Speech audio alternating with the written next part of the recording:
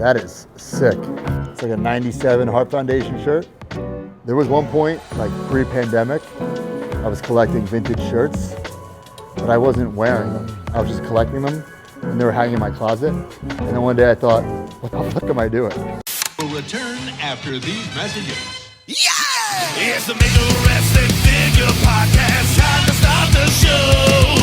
Talking things and collectibles. Here we are, let's go. Cardona's buying everything. Their minimum profit's what to say. On mark, it's ready. The show. It's time to talk. Let's go. All right, guys, welcome to the Major Wrestling Figure Podcast. It's your host, always ready, Matt Cardona. I'm in Orlando, my new hometown, checking out a vintage toy store that I've never been to before. Yes, that's right, here it is. Suplex Vintage Wrestling here in Orlando. We went to the Philly store. Let's check out the Orlando store. And look at this wall. Here it is, baby. The wall of figures, of loose figures. Oh my God. I can get lost on this wall. I love something like this. It's something that you take a nice photo in front of, you know, it's very photogenic, right? You got a classic Superstars Sabu here, Bone Crunching Val Venus. We got a Cody Rhodes. This is the pale AEW Series 1 before they fixed the skin tone. We got a Sable. We got a big rubber guy, Mr. Wonderful. This wall is pretty damn sick. We got a Tatanka with a Lex Luger head. You never know you're gonna find on this wall. I love loose figures. I let them breathe, I open them up, and this is a cool wall, but these are all beat up, which is fine. You don't need mint figures on a wall here. What else we got here? We got some OG magazines here. I was a subscriber to WF Magazine for years until the magazine closed down. So even when I worked for the company, I was still a subscriber of the magazine. I'm kind of embarrassed to admit that, but I love the good old magazine. All right, I like this. You have your business cards in an Undertaker grapple gear casket. This is a true story. When I proposed to Chelsea Green, WrestleMania, okay, I knew I was gonna propose, and I knew that we were sharing a hotel room and she would find the ring if it were somewhere. So I hid it inside this very, not this one, but the same one. Wow. I didn't sell it to, I'm the corny, but I didn't sell it. So I hid it inside an Undertaker casket because I thought if she found the casket, she would think nothing of it. A toy cow, no big deal. She wouldn't open it. But that's where the ring was. That's a true story. Some cardboard cutouts. Let's see here. Wrestled The Undertaker, he beat me. Wrestled Flair, he beat me. Didn't wrestle The Rock, didn't wrestle Austin, wrestled Ray, he beat me, you guessed it. What a cool poster. The big man versus the dead man versus the hit man versus the sexy man. I think I'd want to be the sexy man. You know, if I was on a poster and everyone was a different man, I'd want to be the sexy man. Speaking of sexy men, Billy Kidman. This is vintage right here.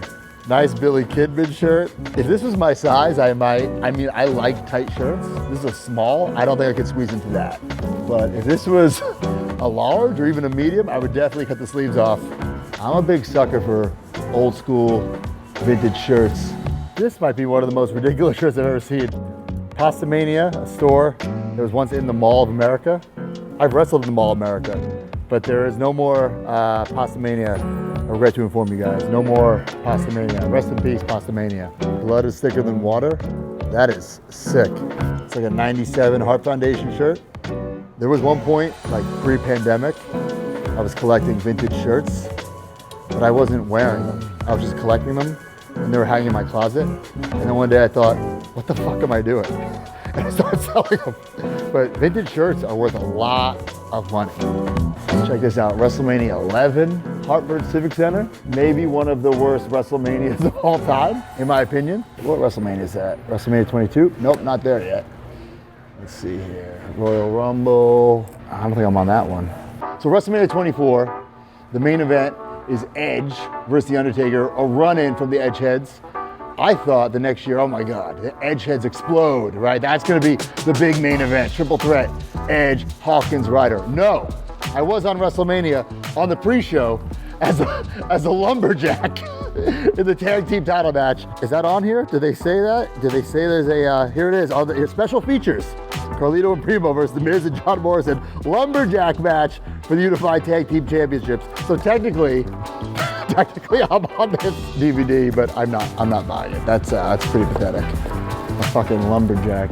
This is my first actual WrestleMania match. WrestleMania 28, Miami, Florida. It's like Team Teddy versus Team Johnny. I was so excited, my first Mania match, besides like the Battle Royals and all that BS. But I came out to Teddy Long's music, and I'm wearing a Teddy Long t-shirt, and the giant screen behind me is Teddy Long's head. So for so many years, that was my WrestleMania moment.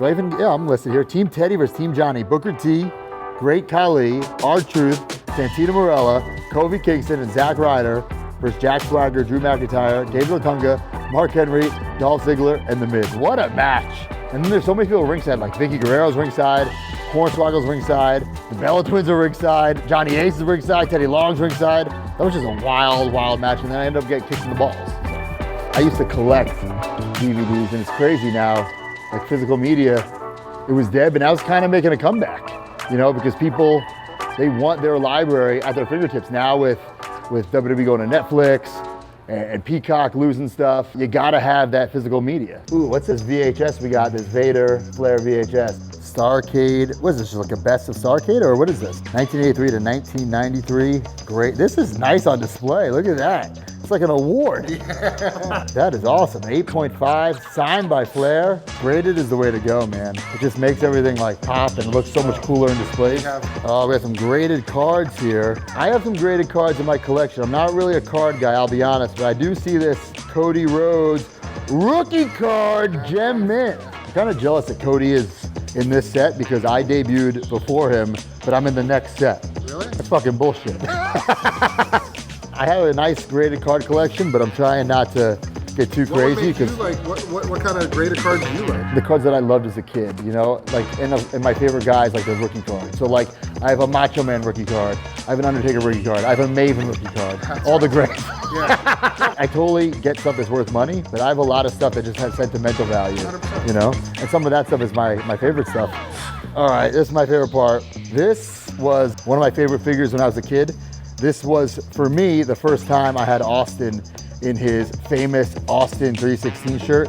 And this was part of the Signature Series, which you got a fake signature on the guy's leg. I don't know if you can see it. It's kind of weird, like for your fig fed, you're walking around like guys have signatures on their legs, but I made it make sense somehow, even though it makes zero sense. This is one of my dream figures, Fake Diesel. This is a figure I thought they would never make, but now Mattel, you know, they've had the license for so many years. They're banging out all the obscure ones. So Glenn Jacobs, Fake Diesel, you had to have that in your collection. So I don't know if Big Glenn likes signing these at the gimmick table, but I love having it in my collection for sure. Major Bendy's, my toy line. We got Joe Hendry. We got another Gangrel. Oh my God, hey, Conrad Thompson. Get your Conrad Thompson. Another Matt Cardona. The WCW Monday Nitro figures, they vibrate. You press this red button and they vibrate. I don't know who these were geared towards. You know what I'm trying to say here. You would never take two wrestling figures and have them vibrate against each other. It was just so weird. But these are real figures. And now looking back, I kind of love them for how ridiculous they were. But at the time, these sucked. These absolutely sucked. Every time I see this figure, it reminds me of Christmas 1995. You know, all I wanted for Christmas was the Hasbro 1-2-3 kit. It was the one figure I didn't have. It was the top of my Christmas list. And when I ran down the steps Christmas morning, I saw all these gifts wrapped up. I thought I saw the 1-2-3 kid wrapped up, so I saved the best for last. And when I opened it up, it was this. It was Jimmy Hart, the Mouth of the South. Now, I'm kind of like embarrassed because it's not even the same size packaging. I just was convinced I was getting a 1-2-3 kid. And like, I wish you had the footage of the video camera of my parents filming me, the look of disappointment, of heartbreak on my face when I thought I was getting the 1-2-3 kid and I got this. I love Jimmy, Jimmy's great, but the biggest disappointment ever Christmas morning was this Jimmy Hart figure. NXT debut, Glorious Bobby Roode. Bobby Roode is one of my friends, he probably won't admit it. We bonded in WWE catering over how bad the catering was. You know, because we're both like body guys who are into our food, and we're both bitching one day about the salt and pepper chicken, and we've been friends ever since. So thank you, WWE Catering, for your shitty salt and pepper chicken, because that's why Bobby Roode and I are friends. my toy company, Major Bendy's Gangrel, signed. What's the price on this? This better be a lot of money. Okay, we got a Sting, original San Francisco toy maker, mid-90s, one of my favorite figures ever. I love the fringes on the jacket. There's a very similar Matt Cardona big rubber guy figure with the fringes hanging from the jacket. Kind of paying homage to this Sting figure. Funko Pops, all exclusives. We got the GameStop exclusive Heyman, glow-in-the-dark Bam Bam. Oh, this is my favorite one, the Cactus Jack, GameStop exclusive. I have that signed, actually. A little blue meanie, Bone Cruncher. This company, Figure Collections, I'm giving them a shout out, I don't know why I am, because they're not paying me for it. But they make figures with bone crunching action based off the 90s. Trust me, it's bone crunching right there. This figure's seen better days. This is the Shane Douglas. The packaging was so brittle with these. It would turn like yellow and crack like that. There's also two versions of this. There's a big head version and a little head. This is the rookie card, first time in the line. Chelsea Green, signed in that purple. My last ever official WWE figure, Edge with his edge heads. This was my idea. I pitched this to WWE. Mattel just started doing the interchangeable heads. I said, why don't you make an Edge? And then the Edge heads are his interchangeable heads. So you got Edge here, Hawkins the Rider, and then we didn't get paid for it. So I had to complain to WWE, like, we're on the packaging. This is, a Zack Ryder product. We got a little something. Not as much as Edge. And I'm not saying it should have been a three-way split, but man, we got screwed on that deal. But it's cool because my first ever WWE figure is a Jack's Edge heads, and my last figure is an edge head. I was there so long I had a throwback figure while I was there. This actually comes out when I got fired. What's the coolest thing you got in the store? So this ring-worn Penta mask? Yeah. Do you know when he wore it? No, I don't. I'm trying to figure it out. I just have no idea how to go about it. So. Penta is very toyetic. He's very cool. Man, that is the centerpiece here in your store.